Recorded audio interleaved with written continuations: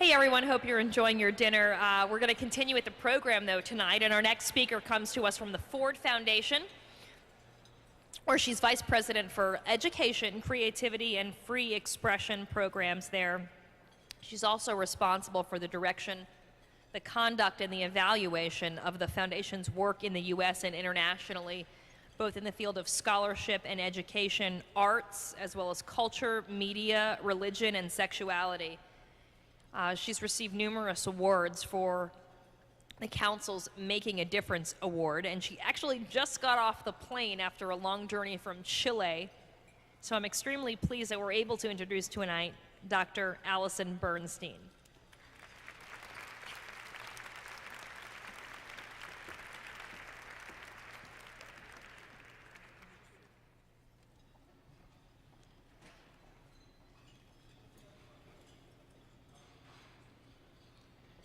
Good evening, everyone. I am especially happy to be here in my hometown, New York City, after returning this afternoon from Chile, where I arrived late last Friday to spend a long weekend with my daughter. I arrived at 5 o'clock on Friday night, and at 3:30 in the morning Chile time, we were awakened by what can only be one of the most terrifying experiences I've ever had.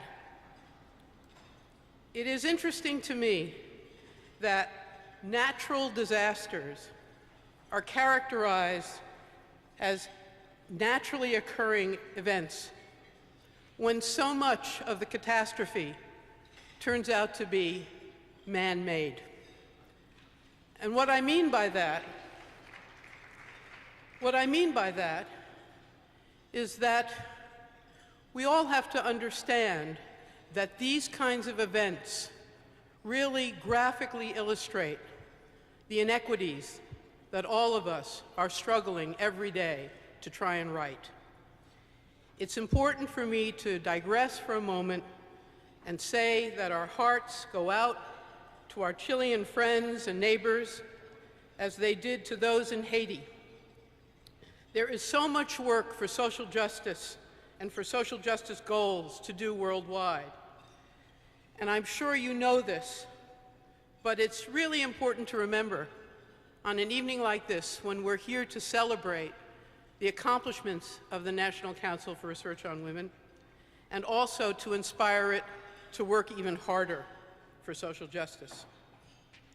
Let me say that had I gotten back to the Ford Foundation, I would have shown up with a large check, which is what I love to do. This is the kind of announcement philanthropoids adore.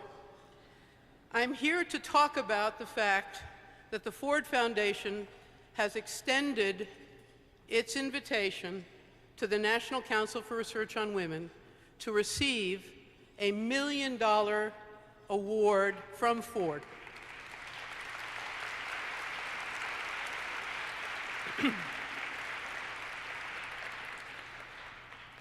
Why NCRW? Ford has been a longtime supporter of this organization from its earliest days in the 1980s. It began as a US-based organization, but now reaches worldwide. It values the kind of scholarship that can be an engine for progressive social change. It's a network of now more than 100 centers with links to thousands of gender analysts in academia, in government, in the NGO sector, and in business. The Council matters because it brings new knowledge and evidence-based analysis to problem solving to advance the rights and opportunities for girls and women. And for me anyway, whenever you're advancing the rights and opportunities for girls and women, that will either trickle up or trickle down, or trickle across to help boys and men.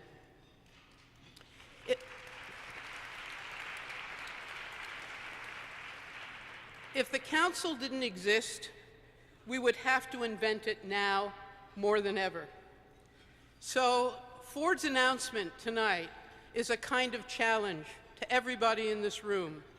It's an endowment challenge grant to enable NCRW to meet and perhaps to exceed its own ambitious fundraising aspirations of $5 million. So let me urge all of you to join with the Ford Foundation and other donors to NCRW in redoubling all of your efforts to help this one-of-a-kind organization of engaged scholar activists. Why? Let me give you 3 quick reasons. 1, the majority of the world's poor are girls and women. Learning how to turn that phenomenon around for everybody is top of the list in terms of research for social justice. 2, in times of recession around the world, but especially here, when men are disproportionately losing jobs in historically male-dominated sectors, women are disproportionately carrying dual burdens. We need to understand what went wrong and how to correct it. And third, enhancing the life chances of girls around the world through better education and better sexual health can also enhance the life chances of boys. Putting money in the hands of girls and women, we know from research, helps the entire family. So I am asking you to join with me in launching an endowment campaign so that the future for all of us, but especially for the poor in Port-au-Prince and in Concepcion and southern Chile, have a chance at life and liberty and happiness. Thank you very much.